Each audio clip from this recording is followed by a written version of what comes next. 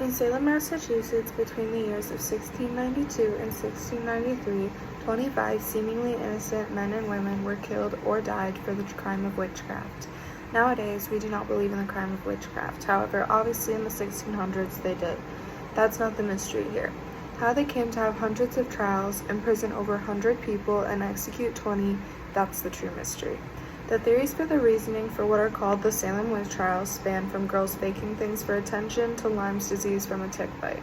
The two I will be discussing are the possible political influences and land disputes that could have played roles in the trials, and the possibility of ergot poisoning. The Salem witch trials show how fear, religion, and flawed justice systems can lead to the deaths of innocent people, making it a lasting symbol of what happens when reason is replaced by panic. The Salem witch trials, while bloody and terrifying, remain one of the most famous cold cases in American history, and the different theories behind why they happened, as well as the strange way the events unfolded, continue to capture attention and spark debate today. I've researched multiple historical sources, watched many documentaries, and read expert theories to better understand the possible causes behind the trials. I'm excited to share some deeper factors that could have contributed to one of the most infamous events in early American history. First, I will give a brief explanation of what exactly the Salem witch trials are and the events that took place. Then I will discuss the possible political influences, and finally I will explain how ergot poisoning could have possibly been the cause or influence for the trials. The Salem witch trials happened in the village of Salem in the state of Massachusetts. They took place between the February of 1692 and May of 1693. The village of Salem was settled by Puritans. They were extremely religious. Everyone lived a very strict life, and they were very afraid of the devil and witches and all that kind of stuff. The first of the afflicted girls were cousins, 9-year-old Betty Paris and 11-year-old Abigail Williams. Both lived with Reverend Paris, the fairly new and controversial minister in Salem Village. When the young girls began exhibiting strange behaviors, such as contorting their bodies into unnatural positions, experiencing sudden fits or seizures, and complaining of sharp pinching or pricking sensations on their skin, they also claimed to see spirits, mysterious figures, or even the devil himself, which many at the time believed were signs of witchcraft or possession. When news of this spread, suddenly more girls became afflicted. These unexplained symptoms convinced the communities that the afflicted girls were being haunted by witches, fueling the fear and accusations that led to the infamous Salem witch trials. The first of the accused was Tituba, a servant in the household of Reverend Paris. Under pressure and finding her way out was confession. Tituba confessed to practicing witchcraft. She claimed that she had been approached by the devil and that others in the village were working with him. Her detailed confession, including visions of black dogs, strange creatures, and a man with a book, shocked the community and helped spark the wave of further accusations. Other popular names of the accused include Sarah Good, Rebecca Nurse, and John Proctor. Those accused were brought into inescapable trials that allowed spectral evidence or claims that a person's spirit appeared to harm someone, basically someone having a vision that no one else can see. This type of evidence made it nearly impossible to defend yourself, and accusations alone were enough to often convict.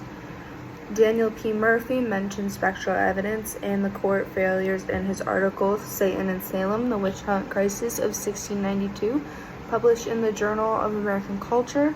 I accessed this on July 22nd, 2025. Murphy explains the upholders of the law cut procedural corners to facilitate the case for prosecution. Most problematic was the admission in court of spectral evidence, allowing the testimony of the tormented girls about invisible specters to be used against the accused. Many of the accused, like Rebecca Nurse and John Proctor, were well-respected members of the community, showing that spectral evidence and mass hysteria meant that no one was truly safe. Confessions and accusations granted people safety from hanging, but those who maintained their innocence resulted in over 20 people executed. Those who confessed were often sent to prisons with horrible conditions where 5 people ended up dying. The trials were finally put to an end when public opinion began shifting and the governor of Massachusetts' own wife became under suspicion of witchcraft. He suspended the trials, people were released, and arrests were stopped. The damage, however, was already done. While the Salem witch trials are fascinating enough, we really don't know what could have caused them. One theory that I find personally quite interesting is that it was supposedly started for political reasons. Now, the Porter and the Putnam family were two powerful but different families in the Salem village, and this feud or neighborly annoyance per se was about to come to a head. The Putnams were an old conservative farming family, while the Porters looked to a newer and more liberal, in that time, outlook. These families' rivalries came to a head when it was time to elect a new minister. The Putnams believed that the people of Salem town were becoming more liberal.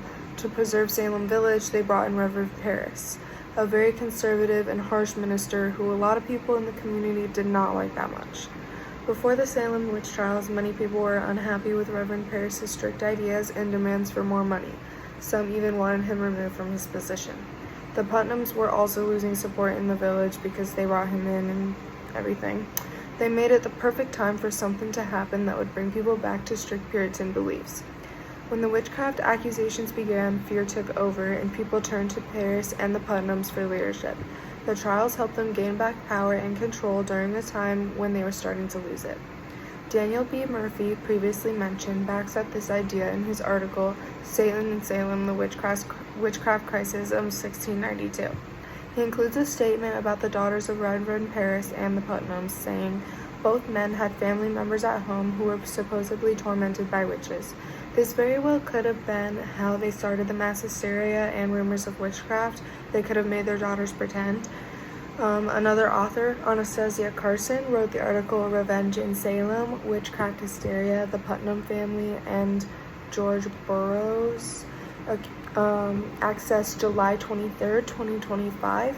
She also discusses the possible influence of the Putnams and focuses on the specific trial of George Burroughs, where she says the Putnams' influence in his trial was clear, saying, this is clear in the case of George Burroughs, because though many spoke out against him during his trial, the Putnam family did play perhaps the largest role in his arrest and trial proceedings.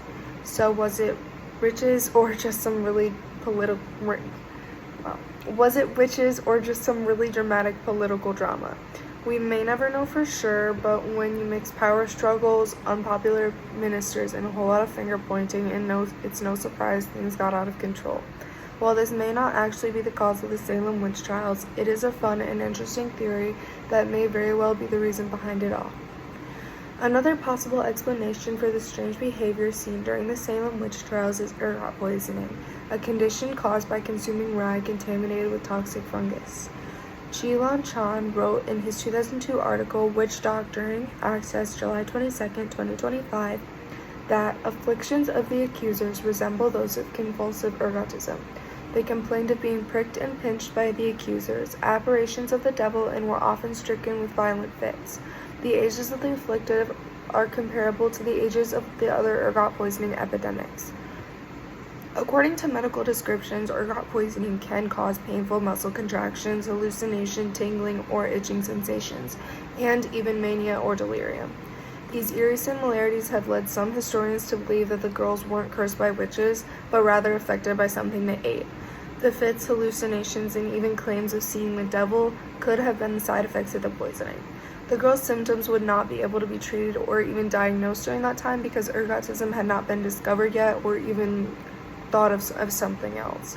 So it's very likely people would have seen these symptoms as a sign of witchcraft. While it does not explain everything, these symptoms had never been seen before and probably caused widespread panic. The human species needs a solution, and maybe that was theirs. Chan also wrote in his article Witch Doctoring about the possibility of wheat having ergot on it, and unsurprisingly he wrote Claviceps peripera, the scientific name for ergot, thrives in damp, cool surroundings. Reportedly, the winter of 1690 through 1691 was cold, but the following spring and summer were humid, providing appropriate conditions for its growth on cereal crops. There had been a crop failure in Salem village, so the inhabitants were forced to eat freshly harvested, possibly contaminated cereals. The distribution of those afflicted was not random. The accusers mostly lived along the rye supply routes in town. While we may never know for sure, the ergot poisoning theory does offer a very viable solution to the events that happened. The systems, environmental conditions, and food supply all line up in a way that makes this theory hard to ignore. In a time with no medical understanding of ergotism, it's easy to see how terrifying physical reactions could have been mistaken for witchcraft, leading to panic, accusations, and ultimately tragedy. First, we discuss the events of the Salem witch trials, then the possible influence of politics, and finally the potential of ergot poisoning being the cause of it all. The Salem witch trials may have happened over 300 years ago, but the mystery behind what truly caused them still captures people's attention today. Whether it was political motives, personal grudges, or even poisoned rye, the event remains one of the most unsettling but interesting mysteries in America's history. In the end, the Salem witch trial wasn't a story of witches. It was a perfect storm of fear, confusion, power struggles, and possibly even poisoned bread. Whether sparked by political rivalry, manipulated accusations, or serious illness, the trials serve as a powerful reminder of how quickly reason can vanish when fear takes over and power can become imbalanced in the blink of an eye. While we may never know the exact cause, the events of the trial should always be remembered and the lies lost.